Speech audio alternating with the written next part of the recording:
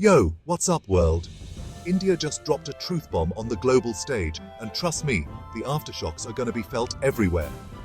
We're talking about the world's largest democracy, over 1 billion people deciding they've had enough of the same old, same old. This wasn't just an election, it was an intervention. Now you might be thinking, Hassan, elections happen everywhere. What's the big deal? Hold your horses, my friend. This wasn't your grandma's election. This was India, the land of Bollywood and butter naan, serving up a steaming plate of "we've had enough."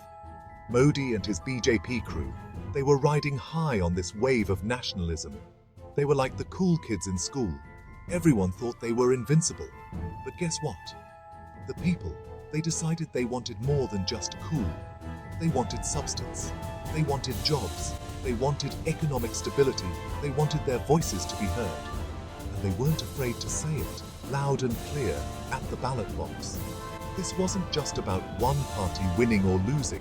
This was about a fundamental shift in the Indian psyche.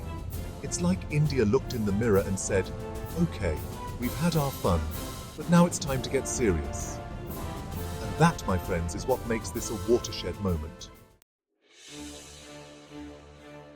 Now, let's talk about the main players in this political drama. On one side, we got the BJP, led by the big man himself, Narendra Modi. They've been running the show for a while now, pushing this whole India First agenda. Don't get me wrong, national pride is cool and all, but you know what's even cooler?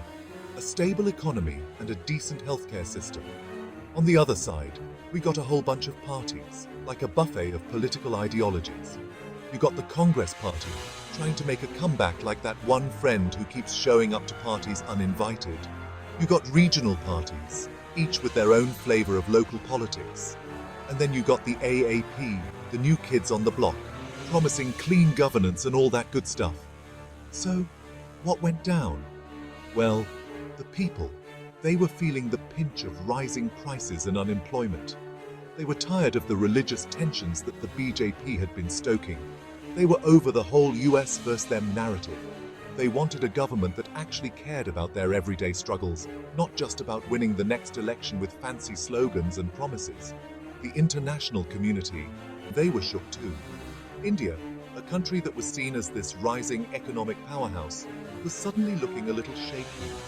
The world was watching, wondering if India could still hold it together or if it was headed for a political meltdown. It was like that awkward family dinner where everyone's just waiting for someone to say the wrong thing. So what does the future hold for India? That's the million-dollar question, my friends. The BJP, they got a wake-up call. They know they can't just coast on nationalism anymore. They need to deliver on the economy, on jobs, on basic necessities. It's like they went on a date with India, wooed her with promises of grandeur. But now they got to step up and prove they're more than just a pretty face. The opposition, they're smelling blood. They're going to be circling the BJP like sharks, waiting for any sign of weakness. It's going to be a political cage match, and I, for one, am here for it. But here's the thing. This isn't just about India anymore. The world is watching. India is a major player on the global stage. What happens in India doesn't stay in India. If India embraces a more inclusive form of governance, it could inspire other countries to do the same. It could be a beacon of hope in a world that's increasingly divided. But if India falls back into old patterns of division and exclusion, it could have serious consequences for everyone. It could embolden authoritarian leaders around the world. It could fuel instability and conflict. The stakes are high, my friends.